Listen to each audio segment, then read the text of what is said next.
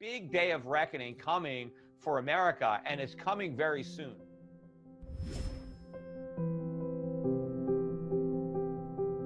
Mainstream financial media is completely ignoring. I mean, you're asking questions that not only don't they have the answers to, but they're not even smart enough to ask the questions. When you see a guy like Warren Buffett moving into a Barrick Gold, as to what does this imply as far as what Warren Buffett's outlook is for the US economy and for the dollar and for inflation and for the bond market. When Buffett was bad-mouthing gold in the past, I mean, what he really was saying was that gold is not the best hedge against inflation. It's a non-productive asset. It just sits there. And Warren Buffett always says that he likes to own businesses, not even stocks.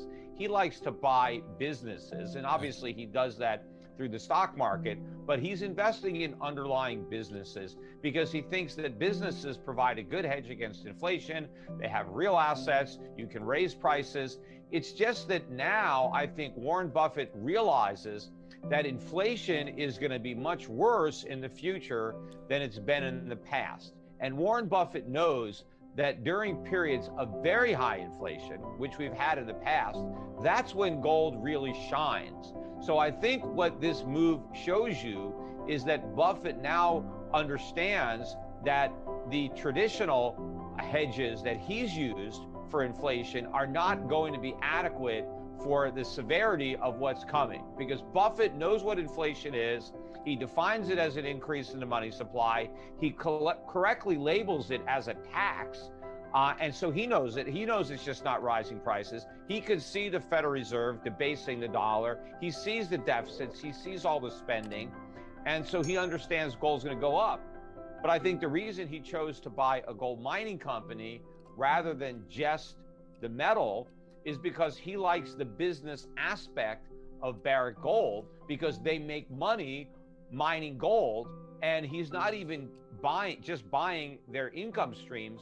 But when you buy Barrick Gold, you are in effect buying all the gold in the ground in the mines that they own. He knows is going to be far more valuable in the future than it is today. I have been warning about a dollar crisis for a long time. In fact, if you go back to my first book, Crash Proof: How to Profit from the Coming Economic Collapse, and that book predicted the 2008 financial crisis, because I wrote about how the Federal Reserve had inflated this housing bubble, and that when the housing bubble popped, we would have this financial crisis, the worst recession since the Great Depression, 10% unemployment, trillion-dollar deficits, and that I wrote at the time that the government would respond to this crisis. They would print more money, they would slash interest rates, and they would attempt to reflate the bubbles. I believed at the time that action, that all the money that they would print in order to try to reflate these bubbles would cause a dollar crisis. What I got wrong at the time was underestimating the ability of the Fed to not just attempt to reflate bubbles, but to actually succeed. I was surprised that they were able to blow up a bubble that was bigger than the one that popped in 08, but they did. And because they did that, we were able to kick the can down the road, until now. But during those years of can kicking, all of the problems that led to the 08 financial crisis have gotten so much bigger. We have a lot more debt now than we did then. We made far more mistakes because interest rates were even lower for an even longer period of time. So the Federal Reserve has screwed up the economy in a far worse way than it did before. So now I think the dollar crisis that I have been warning about and helping my clients prepare for is just around the corner. I mean, the dollar is going to implode. And you mentioned back in 1971, we went off the gold standard. We did, but the world did not go off the dollar standard. The dollar was marked down dramatically during the 70s, but the world continued to hold it as the reserve currency. I think the significance of what's about to happen is the world is now going to go off the dollar standard. Well, people have to appreciate how great a benefit the dollar being the reserve currency has been for the US economy. It's kind of like if you had a checkbook and you could just write checks and buy stuff. You didn't actually have to have any money in the bank. you could just write checks and buy what you wanted because nobody ever cashed your checks. They just circulated. People just took your checks and passed them around. And so you could live a great life and buy whatever you want if no one cashed your checks.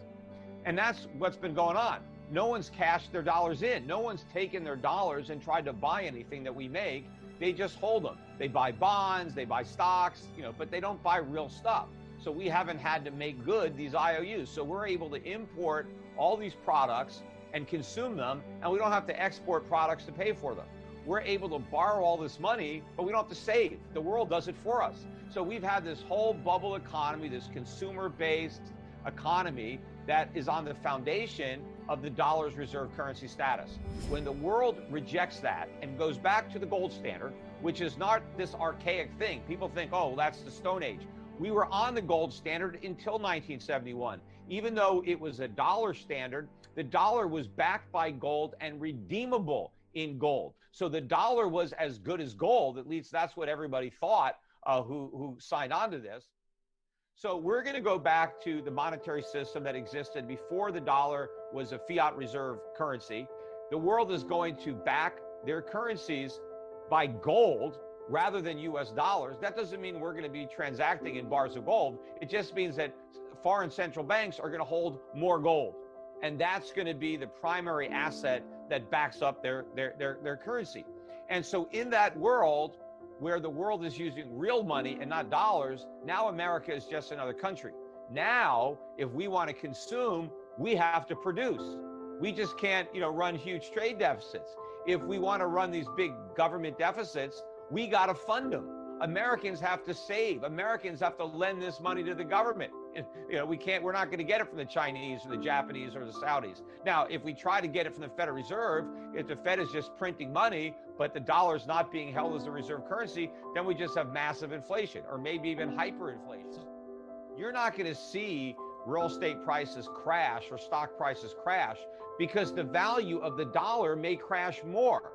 So it's like, if I'm in a car and I'm going backwards at 20 miles an hour and the car next to me is going backwards at 30 miles an hour, it may look like I'm going forwards, but I'm not. It's just I'm not going back as quickly. So you could be losing wealth in an asset that you think is appreciating, but it's not, because you're measuring the value of that asset in a currency that's losing value faster than the asset itself. Because the Federal Reserve can print an unlimited amount of money. There's nothing that stops them. And that's what they're doing. So they're going to destroy the value of the dollar. The government is going to try to prevent prices from coming down. That's what they want. They don't want the stock market crashing. They don't want the bond market crashing. They don't want the real estate market crashing. So they're going to sacrifice the dollar to prevent all that from happening. I think gold can easily at this point go to 10,000, 15, 20,000. It's going to go much, much higher. I mean, look at where the Dow Jones is. The Dow Jones is what, 26, 27,000, whatever that is. I could easily see the price of gold and the Dow Jones being the same. I mean, they were the same in 1932. They were the same in 1980. So I think that they will be the same again. I just don't know exactly at what price they'll meet, but I'm pretty sure they're going to meet or come close to meeting. And so it's probably not going to happen with the NASDAQ, the Dow down at 5,000. Maybe it could happen at 10,000, but maybe it'll happen at a higher number. I mean, they could both meet at 50,000. You could have the Dow Jones at 50,000 and gold at $50,000 an ounce. But if gold is $50,000 an ounce, you have to understand that 50,000 on the Dow may mean that you're poor, even if you own stocks, and the Dow Jones is at 50,000. If an ounce of gold is at 50,000, you have to ask yourself, how much is a loaf of bread going to cost me? Right? So everything is relative. Forget about the numbers. It's the purchasing power that matters, not how big the number is, but what you can actually buy. I think that when we get this reset of the global monetary system, where the dollar is no longer the reserve currency, the country that has benefited the most from this is the United States. Well, it's the emerging markets that have suffered the most. They're the ones that have been supplying the United States with a lot of the goods that we don't produce, but that we consume. Right. And they've been loaning us a lot of their savings. And so what happens is their standard of living has been suppressed. They can't consume as much as they produce. and a lot of their savings have been loaned to us as opposed to invested productively in their own economy. So once the dollar crashes, you have all this emerging market debt that's dollar denominated that basically gets forgiven. And now I think these currencies appreciate. That takes a lot of pressure off their economies, their domestic inflation rates, their interest rates. And so I think that they're going to just, it's like a giant weight that's been lifted from their shoulders. They're going to finally get to eat the fruits of their own labor. They're going to consume their production, and they're going to invest their savings productively in their own economies. They're not going to squander it on U.S. treasuries. So I think there's a lot of opportunity. Americans are going to see their standard of living go down, but across a lot of the emerging markets, you're going to see a big increase in the standard of living and relative wealth. I think asset prices are going to move up as people in those countries become wealthier on a relative basis. Americans are going to be poorer, and therefore our assets are going to get marked down. So there's just a lot of opportunity. And then if you just look at these emerging markets, if you look at the stock prices and compare them to what you're paying for stocks in the United States, I mean, this is the cheapest they've been in maybe 100 years. We haven't had an opportunity to sell U.S. stocks and take the money and buy emerging market stocks at such a favorable exchange rate as what we can see right now.